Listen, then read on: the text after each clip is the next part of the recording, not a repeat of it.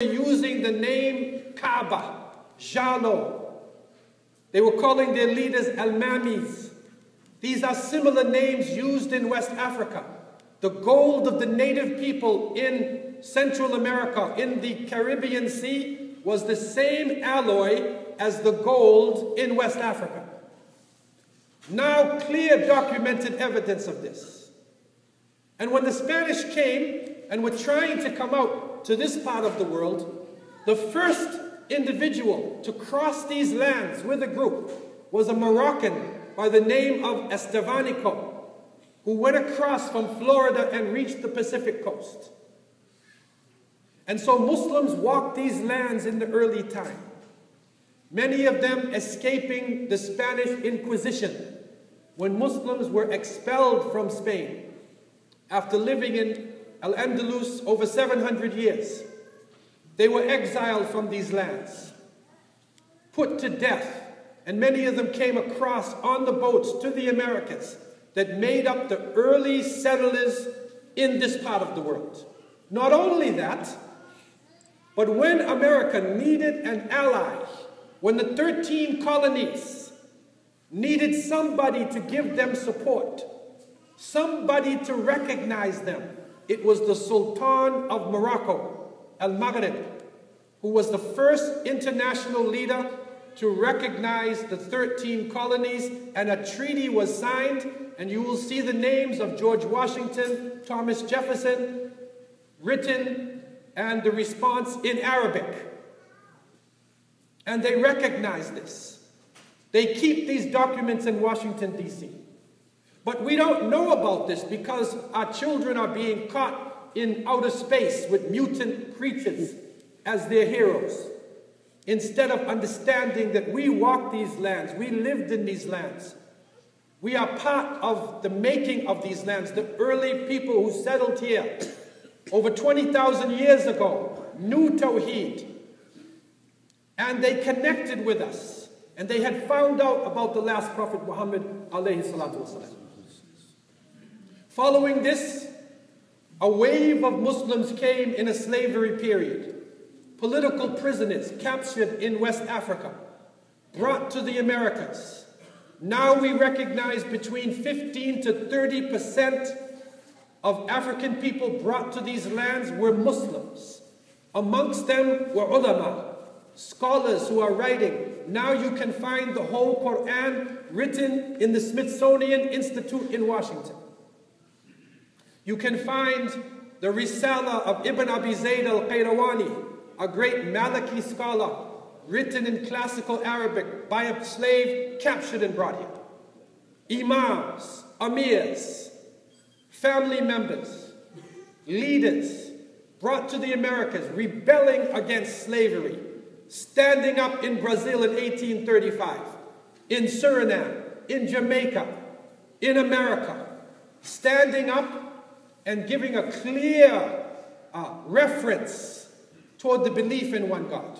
And that is the quality known amongst the African Americans who came here from the early times. Three qualities we have found that was known amongst them that distinguished them from other people in captivity. One is Tawheed, the oneness of God. Second is Tahara, the purity of relationships, purity of mind, purity of family. And third, al-amru bil ma'ruf wa nahy al-munkar, calling to the good and forbidding the evil. Following this, the pain of slavery erased Islam from the minds of the majority of the African Americans. And it's only by the mercy of Allah Azza wa Jal, in the 20th century, African Americans have returned to Islam as the largest group accepting Islam anywhere in the Americas. This is not by chance. This is a return to family traditions. It is a return to the Tawheed that was enjoyed by the native people in this part of the world for thousands of years. When the American government and the Canadian government wanted to open up the West, they needed strong people. They needed strong people who would meet their color, differences. And so they looked to the northern parts of the Muslim world, and they brought in immigrants from the Ottoman Empire, from Syria, from Lebanon, from Albania, from Bosnia. And they came in as immigrants traveling into the Midwest. And that is why the oldest masjids that we know in America in Cedar Rapids, the oldest masjids in Canada, Al-Rashid, in Edmonton, Alberta. This is the Midwest. So Muslims reached this part. They traveled all the way across. And they traveled down into Central America, Mecca, California. Right now in Mexico and down in Central America, you will find thousands of Arabic-speaking people. 100,000 Arabic-speaking people in Caracas, Venezuela. There are more Lebanese in Brazil than in Lebanon. There are more Syrians in Brazil than in Syria. We don't know this about ourselves. We think we are foreigners who just came off the boat, and we have to prove our Americanness. Innal arda lillahi yurithuha man yasha'u min ibadi wal aqibatu lil muttaqin. This earth belongs to Allah, and He will give it to whom He pleases, and the best reward is for those who have taqwa. The best reward ultimately is for those who fear Allah and hope in the mercy of Allah. In the 20th century, waves of people coming from all over the Muslim world. In the 50s and 60s, Indo-Pakistani subcontinent, giving some of the best of its sons, the best of its daughters, professionals, students, coming into this part of the world and enriching the society. Go to Silicon Valley.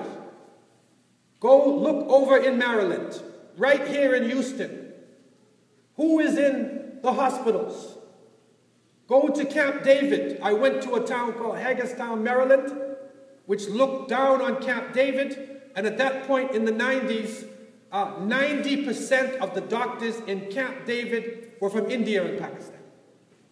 Enriching this part of the world, making a positive contribution to the society that we are living in. But this is not enough. We have to project, because now we are under pressure. We are under geopolitical pressure. And we are in the barrel of decision. So I want to leave you with 10 points of projection, that we can make serious projection for the future and in the direction that we are going. Number one, ziyadat taqwa, that we need to increase our connection with Allah Azza wa Jalla. This taqwa should help us not only in Islamic occasions, this taqwa should help us to unite.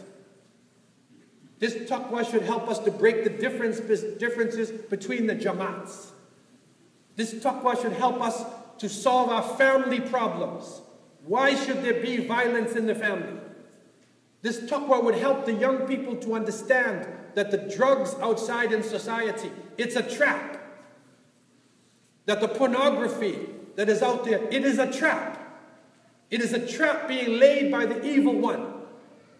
And they will recognize this the closer they come to their Creator. Number two, we need to focus on authentic Islamic knowledge. For a long time, we have taken our Islam from our culture. Oh, this is what my father used to do. This is what the people in my village used to do. That will not work anymore, because the whole earth is a village. And our cultures are now coming together. Our Islam cannot be based on culture, because my personal culture may be different than yours, but my Islam is coming from the same root. So therefore, authentic knowledge. Everybody should take time to learn classical, Fusha, Arabic language. Also go back to the usul. Go back to the foundations. Let everybody take some time in their life and understand the foundations of the Quran, the foundations of the Sunnah. get a strong base in halal and haram in Islam. It is crucial now for everybody to understand their religion, not just the scholars. The scholars are specialized, but all of the Muslims need to understand the basis of the religion. Number 3, emphasize character. It is not enough just to say you're a Muslim now, or to wear the clothes of Islam, or to have an Islamic name. Now we have to practice what we preach. The Prophet ﷺ said, authentic hadith, this version in the Muwatta of Imam Malik, he said, "Bu'ithtu li'utammima husnul akhlaq." I have been sent in order to complete the best in character. It is the essence of Islam. So while we study Salat, we need to know, what does Salat do for us? Why do you fast? Why do you go to Hajj? Why are you paying zakat? Why are you calling yourself a Muslim? We understand the why and we implement it into our lives. Number 4, we need to pray to Allah Azza wa Jal for wisdom and balance. Tawazun, that we will not go to one extreme or another extreme. Extremism is killing us. Allah Azza wa Jal has made us into ummatan wasata. We are a balanced middle nation. And we need to go back to the middle, to be a balanced people in everything that we do. Following this, shura. We need to emphasize shura. وَأَمْرُهُمْ شُورَى بَيْنَهُمْ. Shura, consultation. Talk to each other. Father and mother. Parents and children. Imam and Jama'ah. Executive committee and the congregation. Everybody needs to talk to each other. Shura, consult with each other. This is the way of the Prophet ﷺ. And we are in crucial need of shura. If you have a different school of thought, if you have a different Islamic movement, that should not stop you from sitting down with your brother and your sister and taking consultation to understand how we go together as a nation. We are an ummah. And this ummah is based on healthy families. So the next point is healthy families. We have to struggle and strive to have a generation that would have healthy families, understand what nikah is really about. Understand the danger of pornography. Let us understand the sunnah of the Prophet ﷺ. We want sunnah.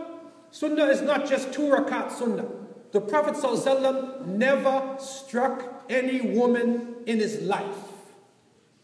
He never raised his hand to a Muslim woman. So if the men of Islam want to be real men, they will not put their hands on their wives. They will not intimidate their wives or any woman. If they disagree, then bring in a representative of both sides and solve the problem with mutual consultation.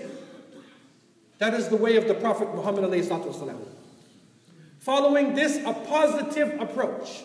It is a win-win situation for us. We win in this life or in the hereafter, insha'Allah. And the Prophet ﷺ used to say to his followers, when he sent them out, Bashiru wa la tunaffiru, yassiru wa la tu'assiru. Give glad tidings. Don't drive people away. Make Islam easy. Don't make it difficult. So a positive approach. Following this, we need to have participation, strong participation from the youth, the younger generation. Strong participation. Not only in the young youth section, but the youth need to sit in the leadership. That is the way it was with the time of the Prophet ﷺ. Young people were sitting next to him. So when it was time for them to take over, it was a natural thing. They didn't have to reinvent the wheel or have a coup d'etat in order to take over leadership in their mosque. Number 9, that we gear our education toward leadership. Leadership training. Our schools should be like schools for gifted children. The great